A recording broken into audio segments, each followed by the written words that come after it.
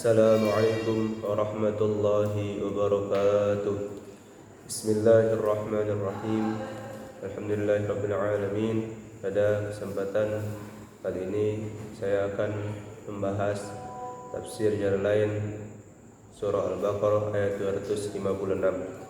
A'udzu billahi minasyaitonir rajim. Bismillahirrahmanirrahim. La ikraha fid din.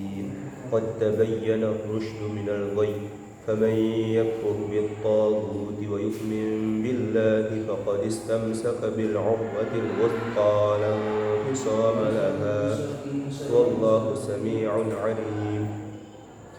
Yang artinya tidak ada paksaan dalam menganut agama Islam. Sungguhnya telah jelas perbedaan antara jalan yang benar dengan jalan yang sesat. Barang siapa yang ingkar kepada Allah, barang siapa yang ingkar kepada tagut dan beriman kepada Allah, maka sungguh dia telah berpegang teguh pada tali yang sangat kuat yang tidak akan putus. Qala al-mufassir rahimahullah, la ikraha fid din 'ala ad-dukhuli fihi. Tidak ada paksaan dalam agama untuk menganut masuk di dalam agama tersebut. Qad tabayyana ar-rusydu minal ghayy ay zahara bil ayatil bayyinati annal imana rusydun wal kufru ghayyun. Sungguh telah jelas petunjuk daripada kesesatan. Jadi telah jelas yang mana petunjuk, yang mana jalan yang sesat. Maksudnya nampak dari ini ayat dengan ini ayat yang sangat jelas, yang sangat nyata bahwasanya iman itu suatu petunjuk dan kekufuran itu suatu jalan yang tersesat. Nazalat fi man kana lahu minal ansari auladun arada an yukrihahum alal islami. Turun ayat ini qad tabayyana rusydu minal ghayy, la ikraha fid din qad tabayyana rusydu minal ghayy. Turun ayat ini pada orang yang orang Nasrani mempunyai beberapa anak. Orang Nasrani ini memaksa anaknya untuk masuk dalam agama Islam. Faman yakfur bit taghuti asyaitani awil asnami, maka seorang yang ingkar dengan tagut yaitu setan, atau baik itu setan ataupun itu berhala, patung. Wa huwa yutlaqu 'alal mufradi wal awthani wal jam'i. Wa huwa, dan lafaz tagut itu dimutlakkan, bisa untuk bentuk mufrad dan jamak itu sama aja. Wa yu'min billahi wa qad istamsaka maksudnya berpegang teguh, bil urwatil wuthqa bil aqdil muhkami, dengan ikatan yang kuat, bil aqdil muhakkami, dengan ikatan yang dikuatkan, la fisama lan inqita'a, tidak akan terputus, laha, bagi ikatan tersebut. Wallahu sami'un alim, wallahu sami'un lima yuqal, dan Allah Maha mendengar bagi sesuatu yang dikatakan. Alimun, Allah Maha mengetahui, bima yaf'alu dengan apa yang diperbuat, yang dikerjakan.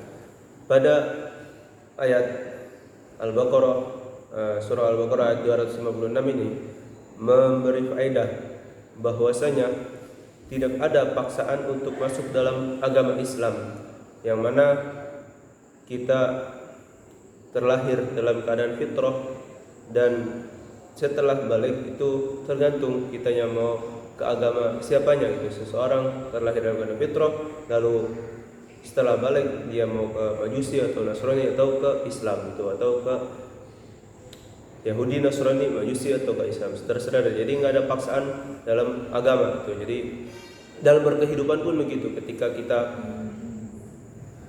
berkehidupan dengan di Indonesia ini yang berbagai macam suku budaya dan agama, pluralisme, itu harus ada yang namanya toleransi.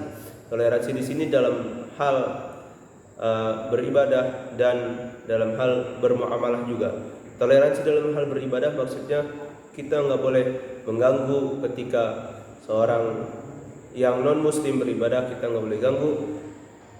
Begitu juga dia nggak boleh mengganggu ketika kita beribadah gitu. Dalam bermuamalah gimana? Maksudnya dalam bermuamalah kita masih boleh berjual beli dalam kepada orang non muslim gitu.